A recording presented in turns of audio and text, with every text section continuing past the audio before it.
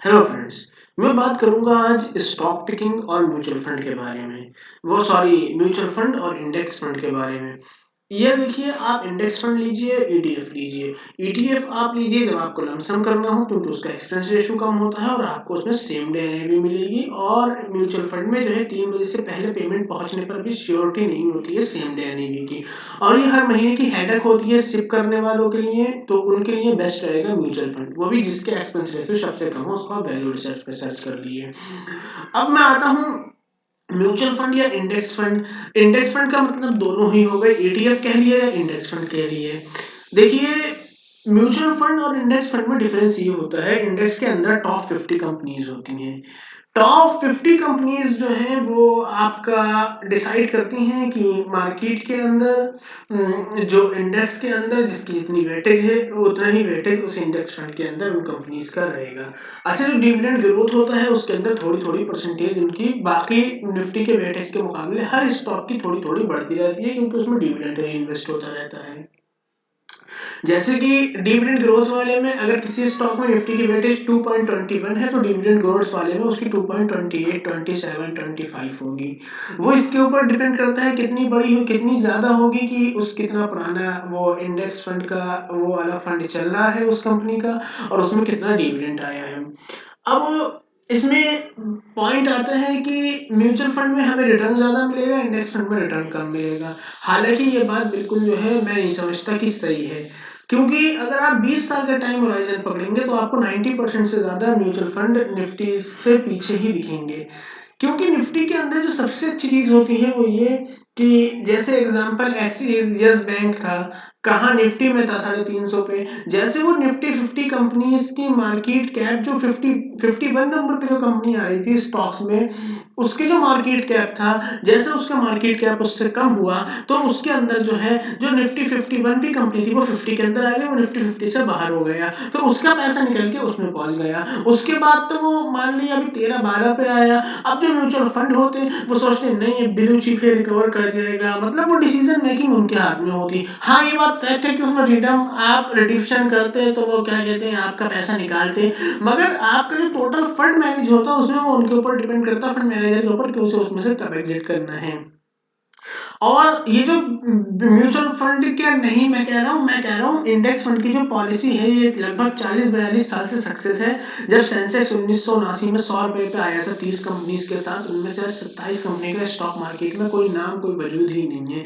लेकिन सेंसेक्स जो है लगभग लगभग 60,000 का टच करके आज जो है 53-54,000 पे है। तो ये हायर और फायर की जो एक्सचेंज की पॉलिसी है, जैसे उसका मार्केट कैप टॉप 50 कंपनीज के नीचे गया, तो जो नई कंपनी 51 पे खड़ी है जैसे उसके नीचे जाएगा उसकी जगह वो रिप्लेस कर जाएगी। अच्छा, जो नई कंपनी आएगी वो बूम करेगी, मूव करेगी। एक तो उसके अंदर फंडामेंटली लोग पॉजिटिव लेते हैं कि अभी निफ्टी 50 में कंपनी हो गई, निफ्टी 50 की हो गई, तो इसका मतलब अभी लार्ज कैप से भी लार्ज कैप के टॉप लार्ज कैप कंपनीज में इसका नाम आ गया। तो जो उसमें लॉस हुआ वो उसमें रिकवर बहुत आसानी से हो जाता है। ओवरऑल इसी तरह से निफ्टी में हायर और फायर की पॉलिसी रही, जैसे सेंसेक्स में रही, इसमें टॉप 50 की रही, तो इसलिए निफ्टी 50 को रिस्क फ्री एक तरह से कहा जा सकता है।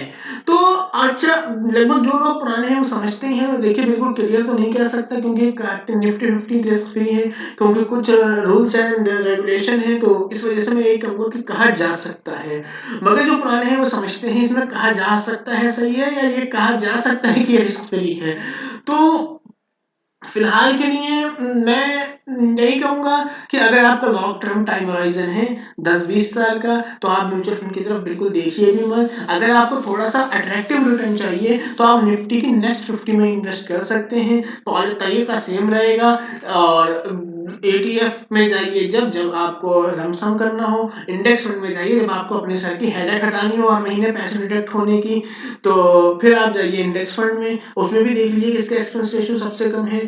अगर आपको थोड़ा बेहतर रिटर्न चाहिए, आपका टाइम होराइजन 20 साल तक का है, तो थोड़ा सा उसमें वॉलेटिलिटी ज्यादा होती है निफ्टी नेक्स्ट 50 के इंडेक्स फंड में, क्योंकि उसमें जो 51 से 100 कंपनीज है वो उसमें वो रहती हैं, और जो उसमें से अगर आप करती है 101 पे जाती है तो उसकी जगह ऑलरेडी 101 पे खड़ी होती है, वो जैसे उसका मार्केट कैप उसके नीचे चला जाता है वो 100 में आ जाती है, 101 पे चली जाती है।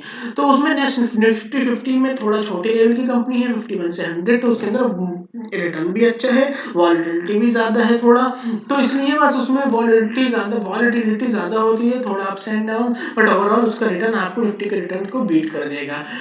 तो अगर आपको थोड़ा ज़्यादा परसेंट रिटर्न चाहिए तो आप नेक्स्ट निफ्टी 50 में जाइए और कम में निफ्टी में जाइए, मगर ये म्यूचुअल फंड वगैरह को अवॉइड करना ही बेहतर है। ये मेरा अपना ही 8 साल का एक्सपीरियंस है और मैं वरुण मल्होत्रा, शायद आप में से किसी ने देखा हो, EIFIS ऐसी कुछ उनका उसका नाम है, EIFIS में नाम ज़हन से उतर गया। तो उनका मैंने 2015-16 में लगभग कोचिंग ज्वाइन करी थी, मगर उस टाइम मेरी एज ऐसी थी 17-18 के आसपास, तो इतना इन बातों को मैं नहीं समझा।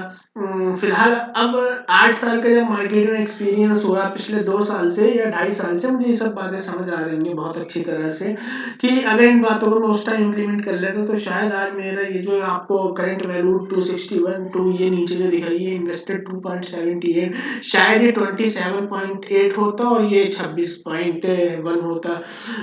लेकिन वो खैर बेहतर आए, देर आए दुरुस्त आए, लेकिन आप ये गलती मत करिए। आप जो है सिर्फ और सिर्फ अपना जो है ये ट्रेडिंग व्रेडिंग में बहुत छोटा सा कैपिटल डालिए। देखिए मैंने तो ट्रेडिंग में सिर्फ कितना पड़ा हुआ है, मैं स्विंग ट्रेडिंग में डाला हूँ पैसा, कितना डाला हूँ, लगभग 25,000 रुपए पड़े हुए, 6,000 12 दूनी 24, 25,000 रुपए पड़े हुए, और मेरा है भी कुछ 38,000 रुपए स्विंग ट्रेडिंग का, बाकी तो सब इन्वेस्टमेंट के लिए है।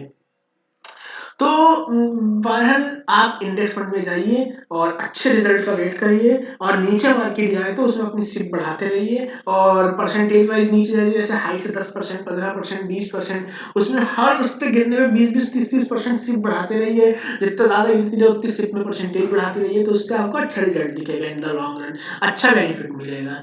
आप तो निफ्टी का भी रिटर्न बीट करेंगे, नेक्स्ट निफ्टी का भी रिटर्न बीट करेंगे, अगर आपने थोड़ा सा स्मार्टली सिप बढ़ा दी तो आप तो नेक्स्ट निफ्टी का रिटर्न 15 होगा तो आपका ऑलरेडी 18% हो जाएगा, यानी चार लगभग 4.5 साढ़े 4 साल में पैसा डबल होगा। अगर 20% भी निकाल सकते हो आप, थोड़ा सा अगर शार्प हो जाओ तो, लेकिन उसके लिए थोड़ा शार्प ज्यादा होना पड़ेगा, लेकिन हो सकते हो, ये मैं जानता हूँ, कोई इतना टफ नहीं है वो भी। फिलहाल हल्के हल्के वीडियो आती रहेंगे तो बात होती रहेगी इन सब टॉपिक पे, फिलहाल इस वीडियो में इतना ही है।